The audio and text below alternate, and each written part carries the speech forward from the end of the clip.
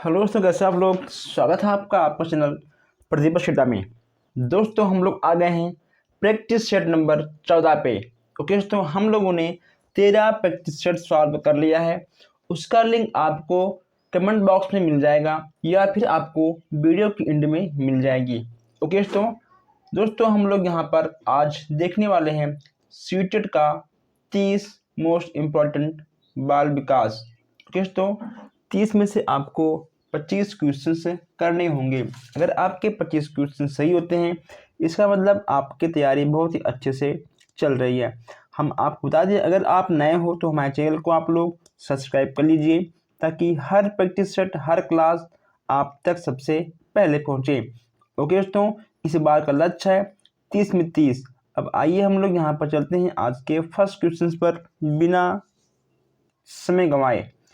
पहला यहाँ पे आपका है, किसी बालक के प्रारंभिक वैश्विक विकास में सर्वाधिक महत्वपूर्ण कारक है।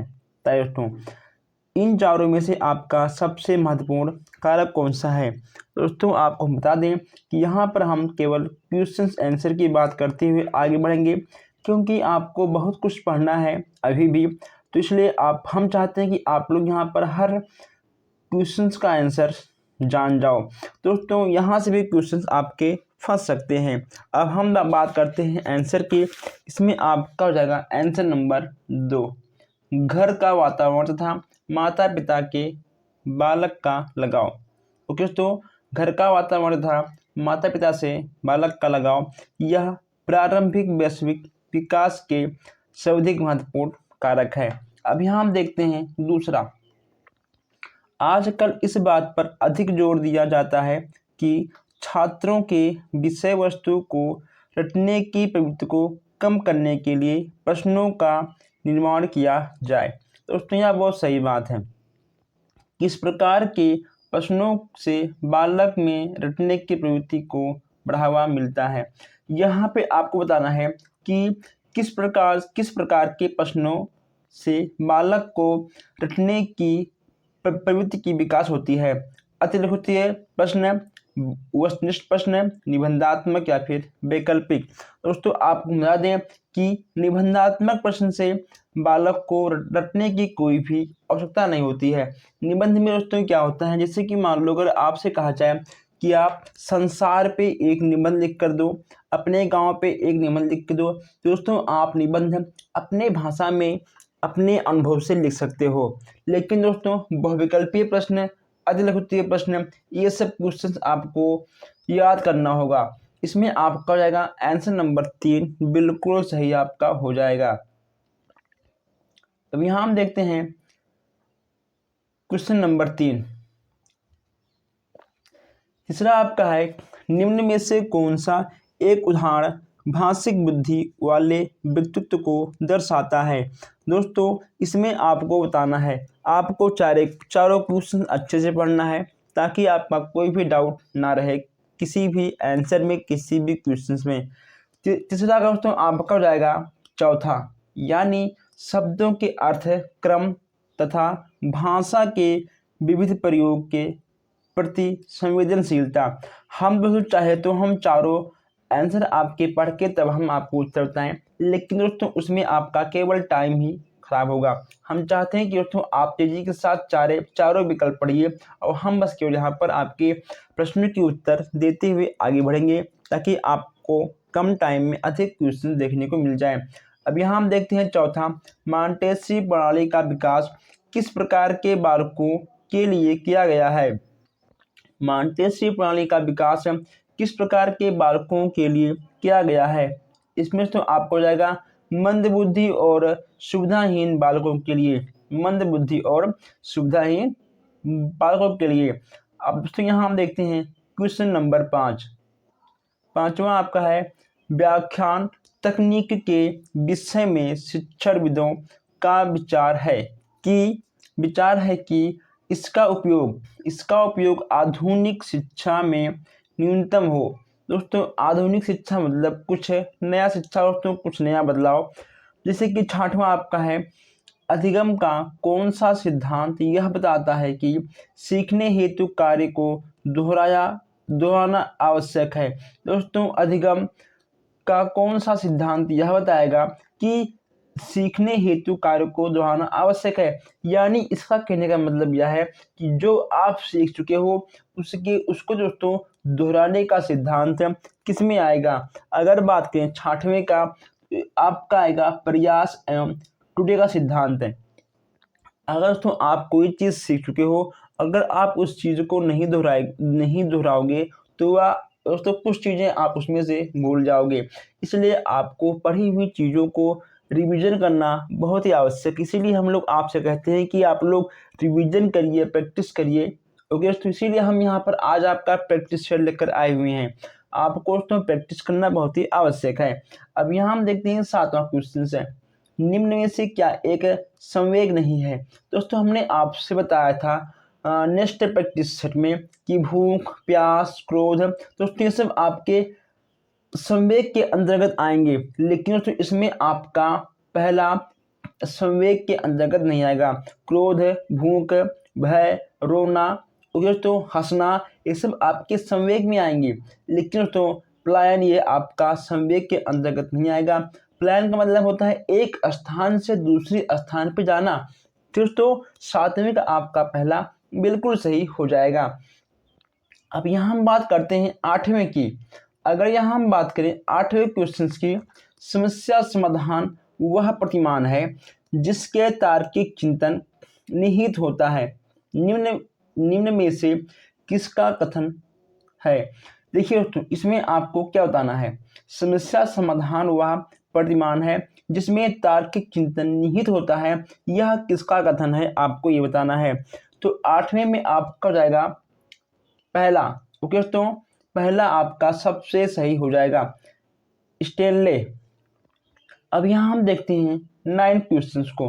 अनुकरण को उपयोगी और रोचक प्रक्रिया बनाने के लिए डैश के प्रति सचेत होना चाहिए। अगर दोस्तों बात करें 9वां की, तो अनुकरण को उपयोगी और रोचक प्रक्रिया बनाने के लिए शैक्षिक और शैक्षिक क्षेत्रों में शिक्षार्थी के अधिगम के बारे में जानकारी प्राप्त करने के लिए विविध तरीकों का प्रयोग करना के प्रति सचेत होना चाहिए। दोस्तों आपका 9वें का तीसरा बिल्कुल सही हो जाएगा। अब यहाँ देखते हैं हम 10वां आपका है, प्रतिभाशाली बालकों में किस अवस्था के लक्षण शीघ्र दृष्टिगोचर होते हैं। दोस्तों 10वां में आपका हो जाएगा बाल्यावस्था। इसमें हमें कुछ भी नहीं बताने की आवश्यकता है, इसमें आपका हो जाएगा बाल्यावस्था।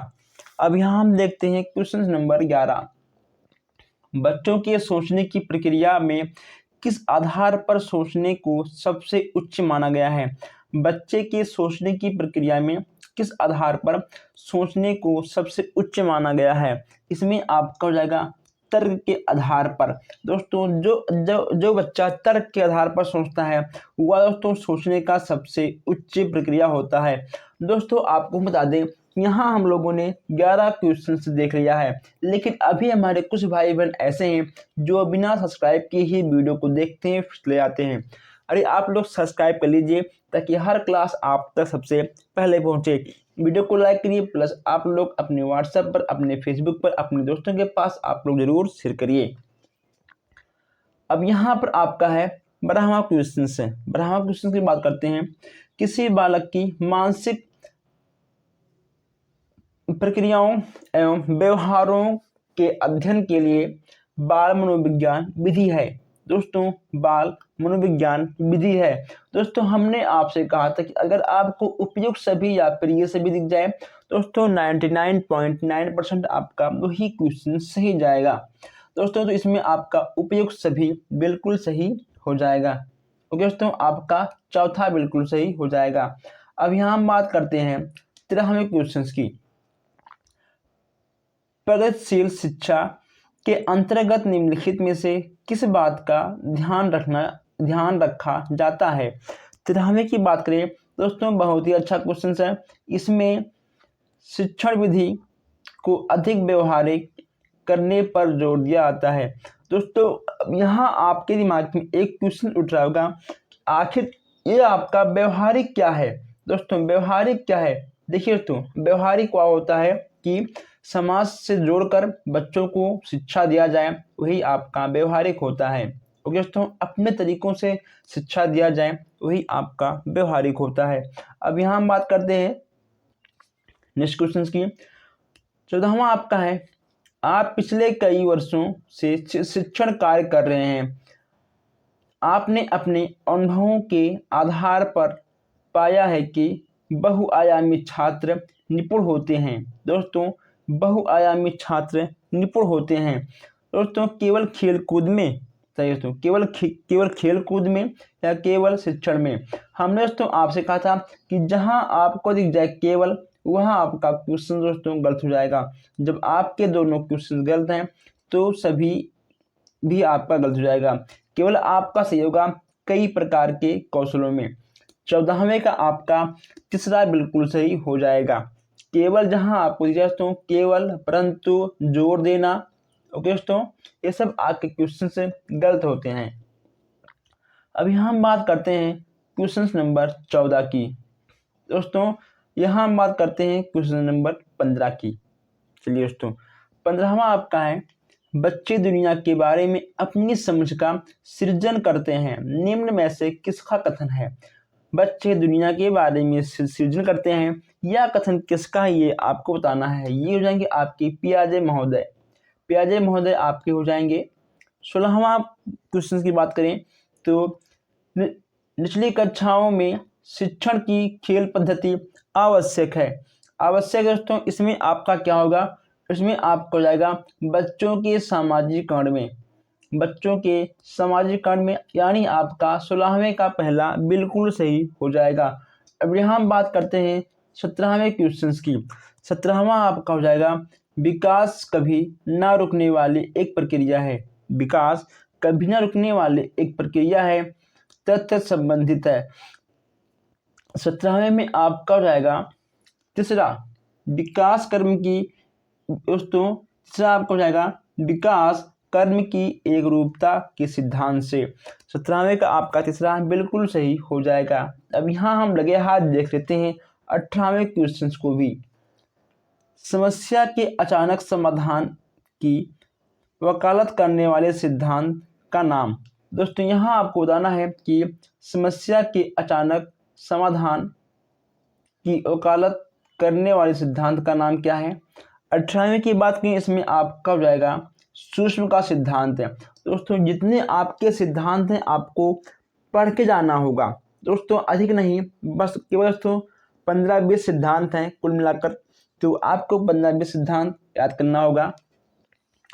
19वां क्वेश्चन की बात करें, अनुसूचित जाति की छात्रों के समक्ष आने वाली शिक्षण संबंधी समस्या हैं।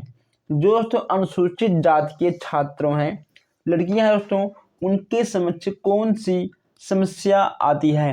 अगर तो बात करें समस्या की तो माता पिता की आर्थिक समस्याएं, ये भी देखने को मिलता है। छात्रों की सामाजिक अभिवृत्ति, दोस्तों ये तो जरूर देखने को मिलता है।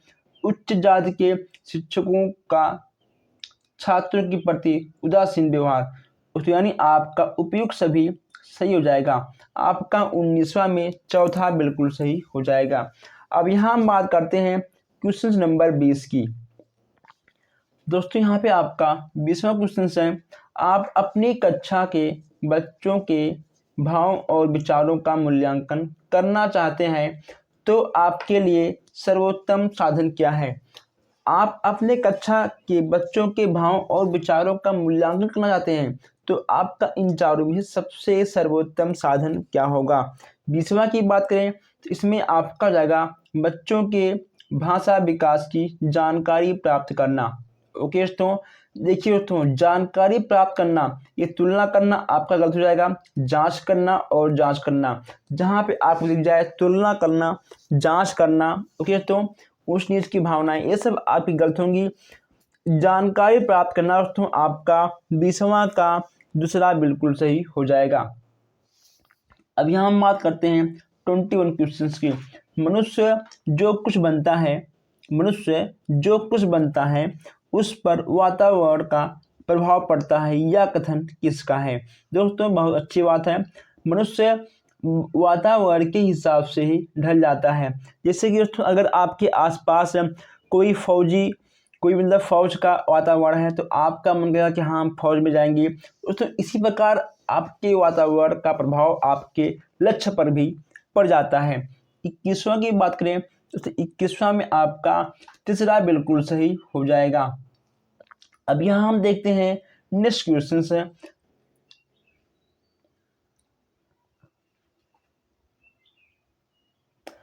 ट्वेंटी टू आपका है, ब्रूनर के संज्ञानात्मक विकास सिद्धांत के अनुसार शिशु अपनी मानसिक अनुभूतियों को किस प्रकार प्रदर्शित नहीं करता है। अब यहाँ पे आप बताना है कि आखिर इसका क्या होगा। दोस्तों भाषा द्वारा इसमें आपको जाएगा नंबर 3। अब दोस्तों यहाँ पर हम लोग 22 क्वेश्चन देख चुके हैं। अब यहाँ हम पहुँचने वाले हैं नेक्स्ट क्वेश्चन की तरफ। दोस्तों हम आपको बताते हैं कि जितने आपके विकार हैं हम आपके सारे विकार को करवा चुके हैं। हमने आपको सारे विकार अच्छे से समझाए भी थे। दोस्तों इसमें आपका हो जाएगा, देखिए दोस्तों, पढ़ने अक्षमता, यहाँ पर आपको दिख जाए पढ़ने में दोस्तों आपका हो जाएगा डिसलेक्सिया। ओके दोस्तों, डिसलेक्सिया आपका हो जाएगा। और अगर दोस्तों बात करें डिसकैलकुलिया तो आपका गणित में आएगा, जहाँ पर दोस्तों आपसे तुलना पूछ ले, अंक पूछ ले, जोड़ घटाना गुणा भाग, दोस्तों ये सब आपके डिसकैलकुलिया के अंतर्गत आएंगे। अगर दोस्तों बात करें डिस्ग्राफिया की, डिस्ग्राफिया आपका आएगा लिखने संबंधित विकार में। हम आपके सारे विकार को हम आपको अच्छे से समझा चुके हैं, आपको उसका वीडियो नीचे मिल जाएगा। अब यहाँ हम देखते हैं 24 समावेशी कक्षा से तात्पर्य है। दोस्तों समावेशी कक्षा से तात्पर्य है जहाँ पर भी आपको दिख जाए समान, वही आपका बिल्कुल सही हो जाएगा। देखिए दोस्तों आपका समान कहाँ पर है, समान और अधिगम अक्षम शिक्षार्थियों की संयुक्त कक्षा। दोस्तों यानी आपके जितने भी छात्र हैं दोस्तों, अगर वो किसी भी विकार से दोष हैं उन सबको एक समान कक्षा में एजुकेशन देना, वह आपका समावेशी कक्षा के अंतर्गत आएगा। जिस कक्षा में सभी बच्चों को समान रूप से शिक्षा दिया जाए वह आपका समावेशी कक्षा कहलाएगा। अब यहाँ देखते हैं 25 क्वेश्चन हैं। निम्न में से क्रियात्मक बुद्धि परीक्षण आपका क्या होगा। 25 में आपका हो जाएगा घन रचना परीक्षण, यानी आपका 21वां दोस्तों 25 का दूसरा बिल्कुल सही हो जाएगा। 26 की बात करें, 26 पियाजे के अनुसार किस अवस्था में बालक के प्रतीकात्मक विचार विकसित हो जाते हैं। 26 की बात करें, इसमें तो आपका जाएगा पूर्ण संक्रामक अवस्था, तो इसमें आपका दूसरा बिल्कुल सही हो जाएगा।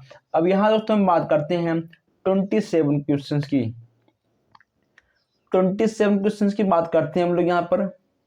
बाल केंद्रित शिक्षा का उद्देश्य क्या है। अब दोस्तों बाल केंद्रित शिक्षा का उद्देश्य क्या है, आप लोगों ने इस क्वेश्चन को कई बार पढ़ा होगा, देखा होगा, समझा होगा, लेकिन हम यहाँ पर आपको बता दें इसमें तो आपको हो जाएगा शिक्षार्थियों के आधार बिंदु मानकर शिक्षा की व्यवस्था करना। अभिभावक को आधार बिंदु तो गलत है, विद्यालय को, शिक्षक को। तो बाल केंद्र में हमेशा दोस्तों बालक ही आगे रहेगा, ठीक है दोस्तों, हमेशा आपका बालक ही आगे रहेगा। 27 में आपका दूसरा बिल्कुल सही हो जाएगा। अब यहाँ हम बात करते हैं 28 क्वेश्चन की। 28 आपका क्या है, देखिए दोस्तों 28 आपका है पाठ्यक्रम से शिक्षा को क्या लाभ होता है। पाठ्यक्रम से शिक्षक को क्या लाभ होता है। 28 का आपका हो जाएगा कि शिक्षक को कक्षा में क्या पढ़ाना है, क्या ज्ञान हो सकता है। दोस्तों शिक्षक को कक्षा में क्या पढ़ाना है, इसका ज्ञान उसको हो सकता है। एक शिक्षक को पाठ्यक्रम से यही लाभ होगा कि उसे क्या पढ़ाना है उसका ज्ञान उसको हो जाएगा। अब यहाँ हम बात करते हैं 29 की। टर्मन के अनुसार मानसिक रूप से विकलांग बालक कहलाते हैं। मानसिक रूप से विकलांग बालक टर्मन के अनुसार तो मानसिक बालक विकलांग रूप से क्या कहलाते हैं, तो इसमें आपका हो जाएगा 29 में चौथा। दोस्तों 70 से कम बुद्धि लब्धि वाले छात्र वे मानसिक रूप से विकलांग बालक कहलाते हैं टर्मन महोदय के अनुसार। 29 का आपका चौथा बिल्कुल सही हो जाएगा। ओके दोस्तों, चलिए अब यहाँ हम बात करते हैं बोलने के दोष से संबंधित नहीं है। इसमें से आपका कौन सा ऐसा है कि जो बोलने के दोष से संबंधित आपका नहीं है? तेज बोलने वाले। दोस्तों चौथा आपका कोई दोष नहीं है। अगर आप तेज बोलते हो तो कोई बात नहीं है, आप लोग तेज बोलिए, कोई दिक्कत नहीं है। दोस्तों आज हम लोगों ने 30 क्वेश्चंस को देखा है। अब आपको कमेंट करना है कि आपके 30 क्वेश्चन में से आपके कितने क्वेश्चंस आपने सही किए हैं। अगर आपने 25 क्वेश्चन सही किए हैं तो आपका स्कोर ठीक है। अगर 25 से आपका कम है, 22 से 21 से 23 है, तो दोस्तों आपको थोड़ी सी और मेहनत करने की आवश्यकता है। दोस्तों आप लोग कमेंट करिए आपके कितने क्वेश्चन सही गए हैं। और दोस्तों अगर आपको एक भी क्वेश्चन अच्छा लगा हो तो आप लोग प्लीज़ वीडियो को लाइक करिए, शेयर करिए, और जो हमारे भाई बहन नए हैं वो चैनल को सब्सक्राइब करें। अगर आपके कोई सवाल हो, कोई डाउट हो, अगर आप पे कोई सुझाव हो तो आप लोग कमेंट बॉक्स दीजिए। कमेंट बॉक्स आप सबके लिए है, आप लोग अपने क्वेश्चंस को हमसे कमेंट बॉक्स में पूछ सकते हो। हम मिलते हैं फिर नेक्स्ट क्लास में। Thank you.